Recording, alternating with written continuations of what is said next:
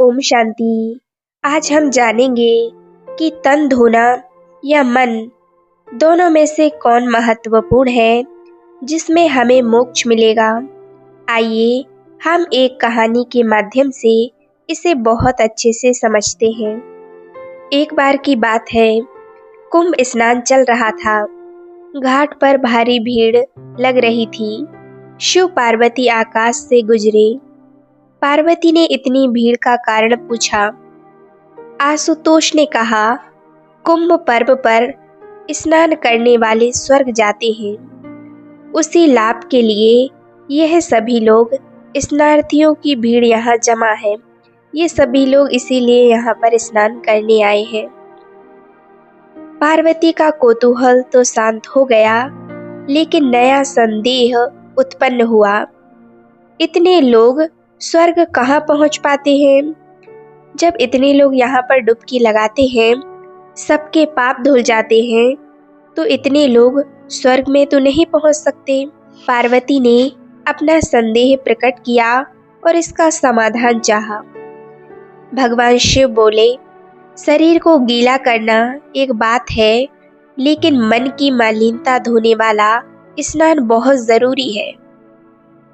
तन के स्नान के साथ साथ हमें मन का स्नान भी करना चाहिए। मन को धोने वाले ही स्वर्ग जाते हैं। वैसे लोग जो होंगे उन्हीं को स्वर्ग मिलेगा। वही लोग स्वर्ग जाएंगे जिन लोगों ने अपने मन को धोया है।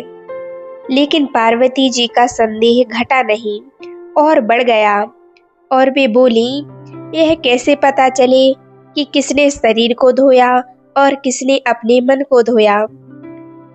यह कार्य से जाना जाता है।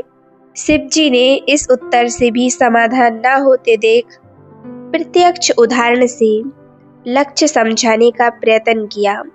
जहाँ कुंभ का मेला लगा हुआ था, उस मार्ग में शिव कुरूप कोड़ी बनकर बैठ गए। पार्वती को और भी सुंदर सजा दिया। स्नानार्थियों की भीड़ उन्हें देखने के लिए रुकती, अनमेल स्थिति के बारे में पूछताछ करती।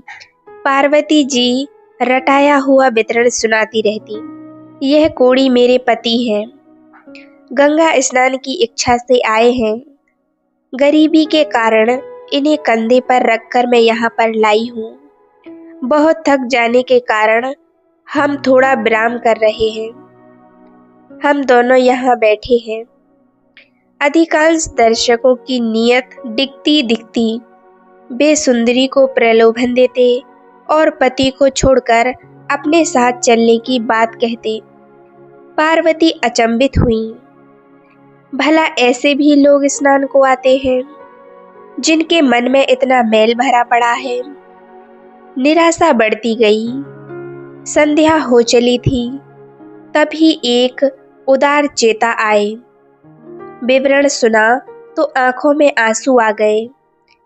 उन्होंने पार्वती और शिवजी के सामने अपना प्रस्ताव दिया कि मैं आपकी सहायता करना चाहता हूँ, और कोढ़ी को कंधे पर लाद कर तट पर पहुँचाया। जो सत्तू साथ में लिए हुए थे, उसमें से उन दोनों को भी खिलाया। साथ ही सुंदरी को बार बार नमन करते हुए वह बोले, आप जैसी देवियां ही इस धरती की स्तंभ हैं। धन्य है आप जो इस प्रकार अपना धर्म निभा रही हैं। प्रयोजन पूरा हुआ। शिव पार्वती कैलाश की ओर चल दिए। रास्ते में कहा, पार्वती, इतनों में एक ही व्यक्ति ऐसा था जिसने अपने मन को धोया और स्वर्ग का रास्ता अपने लिए बनाया। स्नान का महत्व तो सही है, पर उसके साथ हमें अपने मन को धोने की बहुत जरूरत है, और मन को धोने की शर्त यहाँ लगी हुई है। पार्वती समझ गई कि स्नान महत्व सही होते हुए भी क्यों लोग उसके पुण्य फल से वंचित रहते हैं। हमें गंगा स्नान का पुण्य फल तब मिलेगा जब हम अपने तन के साथ साथ अपने मन के मैल को भी धोएंगे। आप दिल से साफ बनिए, मन से पवित्र बनिए।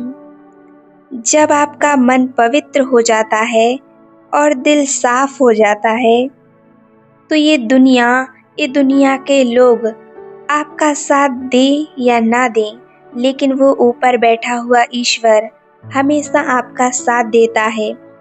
कदम कदम पर वो आपके साथ चलता है। और जब वो ईश्वर आपके साथ है तो आपको इस दुनिया की कोई ज़रूरत नहीं पड़ती। इसीलिए अपने मन को पवित्र रखिए।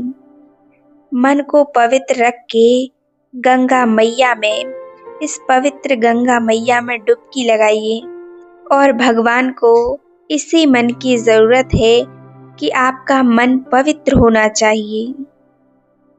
हमारे शरीर की आवाज़ परमात्मा तक नहीं पहुंचती, हमारे मन की आवाज़ उस ईश्वर तक पहुंचती है।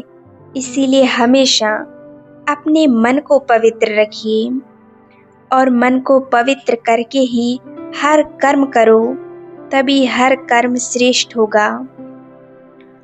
भगवान हमेशा हमारे हृदय और मन की पवित्रता देखते हैं। आप तन को कितना भी धो लीजिए, लेकिन जब तक आपने अपने मन को नहीं धोया, मतलब मन को पवित्र नहीं बनाया, तब तक गंगा नहाने से कोई फायदा नहीं है।